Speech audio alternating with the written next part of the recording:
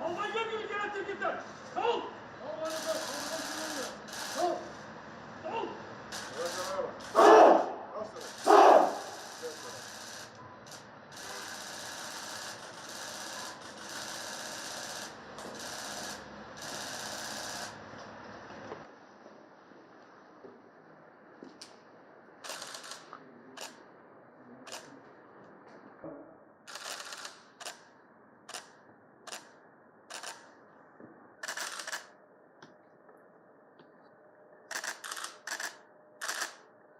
Kara Kuvvetler Komutanı'na komuta ederken sizi temsil eden ve tarafınızdan kullanılan komutanlık porsiyonu komutanlık anısı olarak zaten takdim ediyorum. Sağ olun.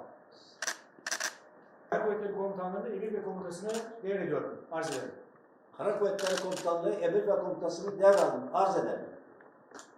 2230 yıllık şanlı tarihiyle Kara Kuvvetlerimiz gerçekten bizim göz bebeğimiz. Bu göz bebeğimiz olan, Kara Kuvvetleri göz bebeği olan bu kurumu büyük bir başarıyla 3 yıl süreyle emir komuta ettiniz. Büyük başarıları gerçekleştirdiniz. Tarihimize geçen başarılar gerçekleştirdiniz. Bu süre zarfında yaptıklarınızdan dolayı ülkemize, milletimize, silahlı kuvvetlerine katkılarınızdan dolayı eğitim seviyesiyle, tatbikatlarıyla, operasyonlarıyla gerçekten daima büyük bir saygıyla anılacak başarılar gerçekleştirdiniz.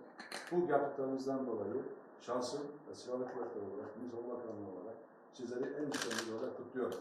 Sizlere yeni hayatınızda sağlık, esenlik ve güzellikler diliyorum. Her zaman bu yaptıklarınızın da Türk Silahlı Kuvvetleri personeli tarafından, Kara Kuvvetleri personeli tarafından saygıyla ve önemli anılacağını da bilmenizi istiyorum. Yaptıklarınızdan dolayı bir kez daha sizlere teşekkür ediyorum.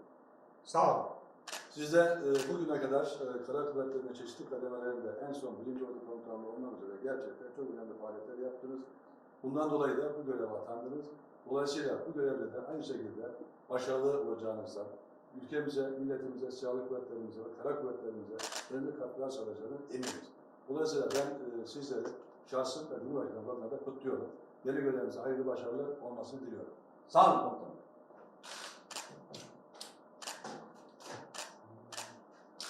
Sağ olun. O generalden. Sol. Almanya gibi gerektir gider. Sol. Sol.